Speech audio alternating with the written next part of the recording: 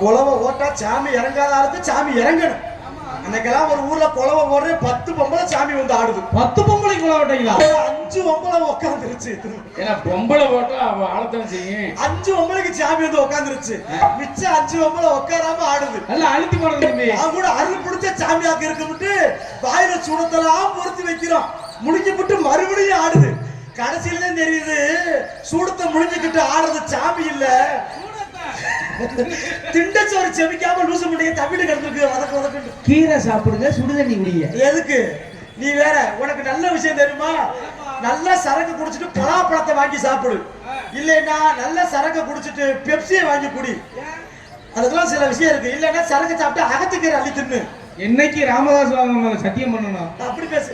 அன்னையோட சரக்கு நிப்பாட்டுங்க. நல்லது. என்ன பண்ணுங்க? என் வீட்டுல பீரல்ல கூட எனக்கு இடம் இல்லை.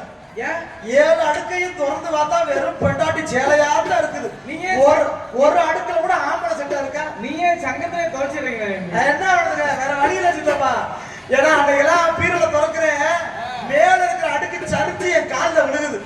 சரி என்ன பண்ணுதுங்க? பொண்டாட்டி தான் காலில் விழ மாட்டா, பொண்டாட்டி புடவையாவது காலில் விழுகுது அப்படின்னு சொல்லி தூக்கி விட்டு போக முடியாதுல. ஒரு பொம்பளை என்ன பண்ணிருக்கு, பிரிச்சுக்குள்ள 4 புடவை தூக்கி உள்ள வச்சிருக்கு. ஏன் கட்டம்போது குழுக்குன்னு இருக்கு? அப்படித்தான் நிறைய பேர் என்ன பண்ணுதுங்க, குழுக்குன்னு இருக்கு ஆசைப்பட்டு வீட்டுல புருஷனை தூக்கி விட்டு உண்மை பார்த்தா குத்து. ஆனா ஒரே ஒரு விஷயம் தப்பா என்ன, ஆம்பளையா பிறந்தா பெருச்சல கிடையாது.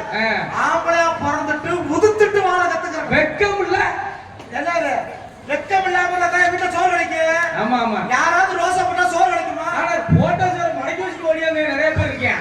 இன்னைக்கு அப்படித்தானே ஓடியாங்க. இருக்கட்டும், நம்மளை காப்பாத்துறதுக்கு உசுரை காப்பாத்த சப்பாத்தி இருக்கு. மக்கள் சேவை இல்ல அப்புறம் சாப்பிட்டுருவோம். இப்ப பெண்கள் கூட நல்லா உட்காந்துருக்காங்க. என்ன பிள்ளை 100 வேலை பாக்குற மாதிரி ரவுண்ட் ரவுண்டா உட்காந்துருக்காங்க. இருக்கட்டு நல்லபடியா உட்காந்துருந்தா சரி. விடிய எங்க மானத்தை காப்பாத்து. நீங்களாம் உட்காந்துருங்க. யாருக்கு தெரியும் இடையில எத்தனை பேர் எந்திரிச்சு ஓடுறாங்களோ. ஆனா ஒரே ஒரு விஷயம் சித்தப்பா, பெண்கள் எல்லாமே ஒற்றுமையா இருக்காங்க. பாத்தீங்களா? பெண்கள்லாம் ஒரு குரூப்பா உட்காந்துருக்காங்க. அதே போல ஆண்கள் எல்லாம் பாத்தீங்கன்னா கொஞ்சம் தனித்தனியா இருக்காங்க. ஏன் என்ன? ஆண்கள் வந்து எப்பயுமே இப்படித்தான். ஆனா பெண்கள் வந்து ஒற்றுமையா தான் இருப்பாங்க. இப்போ ஒரு திருவிழா எடுத்துக்கிட்டு ஒரே மாதிரி குரூப்பா சேலை எடுத்துக்கிட்டு பாத்திருக்கீங்களா? கட்டினதான பிரச்சனை. கேட்டா மகளிர் குரூப்னு சொல்லுங்க, கேட்டா 100 வேலை குரூப்னு சொல்லுங்க. ஆனா ஒரே மாதிரி சேலை எடுத்து உட்காந்துருக்குங்க. நான் கேக்குறேன், இப்படி பெண்களும் குரூப்பா சேலை கட்டுறதுலாம் பெரிய பிரச்சனை கிடையாது. சரி, நீங்க எல்லாம் குரூப்பா சேலை கட்டுறீங்களே, ஏன் இதே போல உங்க புருஷனுக்கும் குரூப்பா சட்டை எடுத்து கொடுத்தா என்ன? ஒரு ஒன்பது எடுத்து கொடுத்தது கிடையாது. ஏன் என்ன ஆம்பளை மதிச்சா தானே? நான் ரொம்ப சிரமப்பட்டு வந்திருக்கேன். ஆமா, ஸ்டேட்டஸ் பாத்தீங்களா? பாக்கல, அப்புறமேல் பாருங்க. இப்போதைக்கு நான் ஒரே ஒரு விஷயம் சொல்றேன். என்னது? நோக்கத்துல போத வரவேற்ப சபை நிறைய கொடுத்து விட்டு அப்புறம் நம்ம கரையை பண்ணி அப்புறம் தருவோம். அதனால எப்படி பாத்தீங்கன்னா, வாங்க வாங்க உட்காருங்க.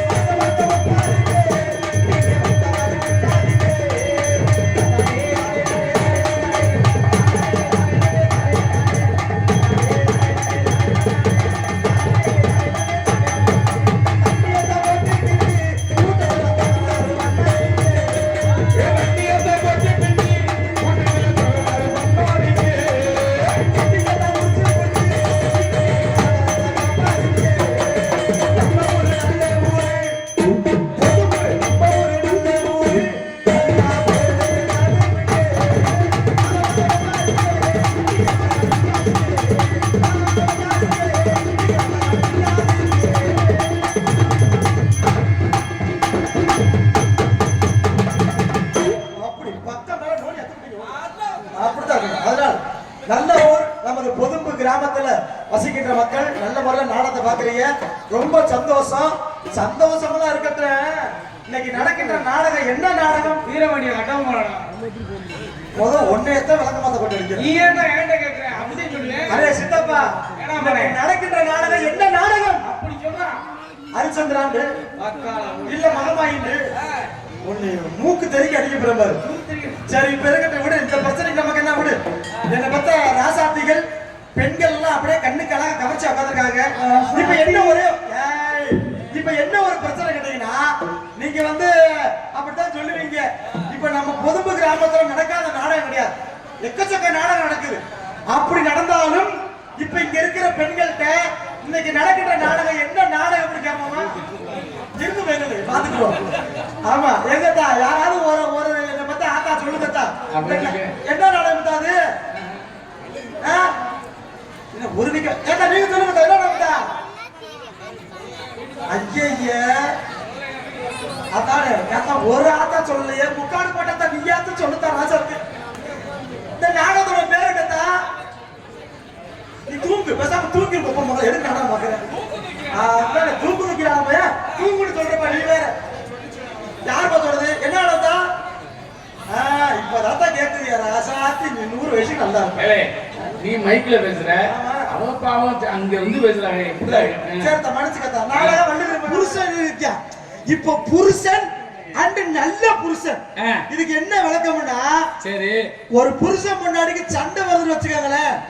சண்டை வந்த உடனேயே பொண்டாட்டியை எதிர்த்து ஏண்டி ஒரு கட்டுல புருஷனை எதிர்த்தாடி பேசுற ஏன்ட்டு ஒப்ப மகளை சப்புன்னு அடிக்கிறான் பாருங்க, அவன் புருஷன். அதே வீட்டுல புருஷனுக்கும் பொண்டாட்டிக்கும் சண்டை வந்து பொண்டாட்டி தூக்கி போட்டு ஊம குத்தா குத்துனாலும் பொத்துக்கிட்டு சத்தமே இல்லாம வீட்டுக்குள்ள கிடைக்காம பாருங்க, அவன் தான் நல்ல புருஷன். மிருதங்க வாசிக்கிட்டு இருக்காங்க. நான் அப்படி கிடையாது, நான் பெரிய பெரிய புருஷன். அப்படி என்ன பெரிய புருஷன்? என் பொண்டாட்டி வீட்டுல அடிக்க ஆரம்பிச்சானா டிவி சவுண்ட 100ல கூட்டிரு. ஓ, இசை மேல அவ்வளவு ஆர்வம்? இசை மேல ஆர்வம் இல்ல, ஒரு மசரும் இல்ல. பொண்டாட்டி அடிக்கிற சவுண்ட் வெளியே கேட்க கூடாது, அதுக்கு தான். நீ எல்லாம் வெக்கம் இல்லாம வேண்டாம் உயிரோட இங்க பொண்டாட்டி கிட்ட ரோசப்பட்டா கஞ்சி கிடைக்காது. அப்படி சொல்லாத.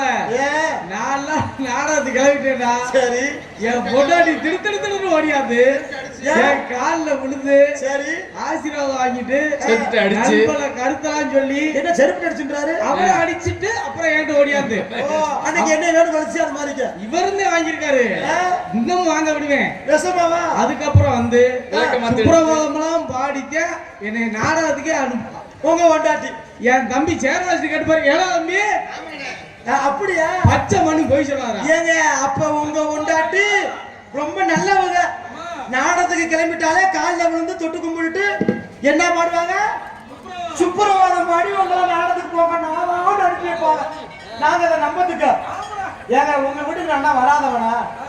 ஏற்கனவே உங்க வீட்டுக்கு நான் ஒரு நாள் வந்திருக்கேன். எப்படி? எங்க அண்ணன் எனக்கு காது குத்துன்னு சொல்லி ஒரு நாள் பத்தி கொடுக்குறாங்க. நான் கூட நான் போயிருக்கேன். ஆமா, அது வீட்டுல மாமா எனக்கு முதல் நாள் போறப்ப ஒரு வீடு தெரியாது. ஒரு அக்கா வாசல்ல கூட்டிட்டு இருந்துச்சு. எக்கா இங்க ஆல்ரவுண்ட் அடிக்கிற சரவணகுமார் வீடு எதுக்கான கேட்டேன். தம்பி அந்த போஸ்ட் மத்த நேரம் இடது கை பக்கம் திரும்பு தம்பி. ஏண்டா போஸ்ட் மரம் தானே வருது?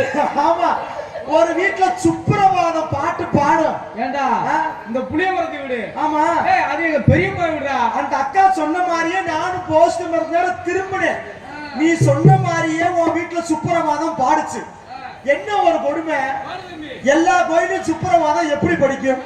கௌசல்யா சுப்ரஜா ராம பூர்வா சந்தியா பிரபஸ்பதே இப்படிதானே படிக்கும். அப்படியே என் பொண்டாட்டி வாடியே எப்படி படிச்சிச்சு? ஆனா கோத்தாங்கம்மா வேலைக்கு போன நிப்பாட்டு விளக்க பொண்டாட்டி எல்லாம் மிரட்டி வைக்க தெரியல. நீ எல்லாம் வெக்கமில்லாம ஆல்ரவுண்ட் வாசிக்க வந்துட்ட. ஆல்ரவுண்ட் வாசிக்கிறதுக்கு காலையிலடா வெக்கமயிர் இல்ல. ஒரு ஆண்மகன் ஒரு குடும்பத்துல தலை குனிறான்னா ஒரு குடும்பம் தலை நிமிர்ந்துன்னு அர்த்தம். லேசா தெரியுமா? அப்ப எத்தனை ஆம்பளை தலை குனிஞ்சாத்தான் இங்க வாழ்க்கையில விட முடியும். ஏன்னா இன்னைக்கு ஆண்கள்லாம் ரொம்ப பாவம் சித்தப்பா. அதுலயும் யார்கிட்ட பேச முடியாது தெரியுமா? இந்த படிச்ச ஆளுகிட்ட பேசவே முடியாது. படிச்ச ஆள்கிட்ட பேசல நம்மளை மெண்டலாக்கிட்டு அவன் போயிட்டே இருப்பியா. யாரு நீ வேற சும்மா விட்டியா? இன்னொரு விஷயம் தெரியுமா சித்தப்பா? எல்லா பேர்ட்டுமே வாயை கொடுத்துற மாதிரி கொடுத்துட கூடாது. சில பேருக்கு பிரச்சனை இருக்கு, சில பேர் பிரச்சனையை கூடவே கூட்டிக்கிட்டு வருவியா. சில பேருக்கு பிரச்சனை கூடவே பிறந்திருக்கு. இப்ப என்ன ஒரு பிரச்சனை கேட்டீங்கன்னா வாயை கொடுத்துறாத என்கிட்ட நீங்க ஒரு விஷயம் தெரியுமா? இப்ப உங்களுக்கு டெய்லி கனவு வருமா? எப்படி கனவு வருது? கிளம்புச்சா கனவு வருதுல்ல? ஆனா இங்க ஒருத்தருக்கு அப்படித்தான் கண்ட மாதிரி கனவு வந்திருக்கு. நீங்க கண்ட கனவுலாம் பலிக்காது. ஒரு 10 வயசு பையன் சித்தப்பா இப்படித்தான் ஒரு 10 வயசு பையனுக்கு இப்படித்தான் டெய்லி கனவு வந்திருக்குது. இவனுக்கு என்ன பிரச்சனை தெரியுமா? இவனுக்கு என்ன பிரச்சனைனா இந்த 10 வயசு பையன் காண்ற கனவு எல்லாமே திடீர்னு பழிச்சிருந்திருக்குது. எந்த கனவா இருந்தாலும் இவனுக்கு பழிச்சிருந்திருக்குது. சரி, இங்க இதே பிரச்சனை. ஒரு நாள் ராத்திரி படுத்து கிடந்திருக்கான். என்ன தம்பி, என்ன சித்தப்பா?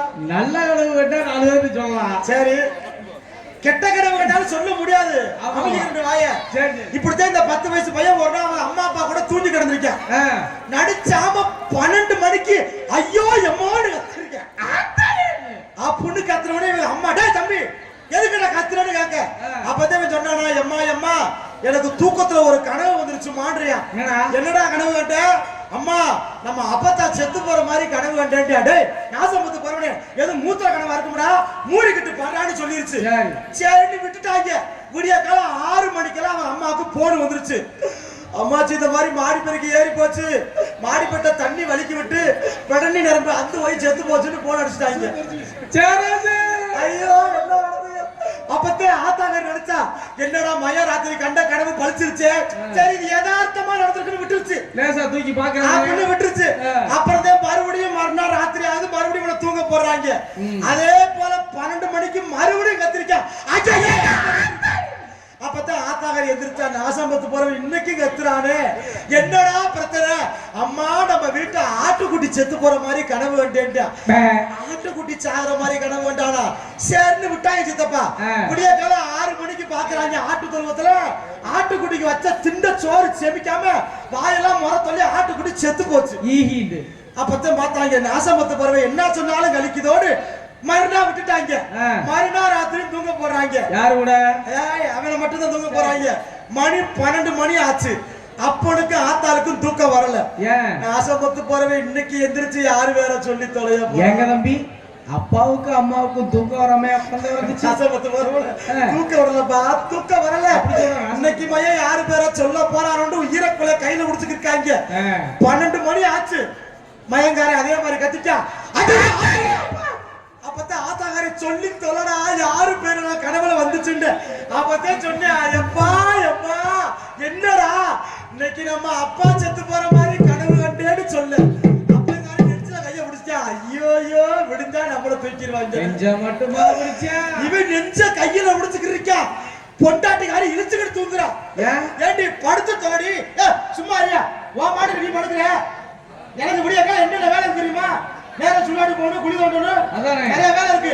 நீ கூட்டிட்டு போறியா அப்படி சொல்ல.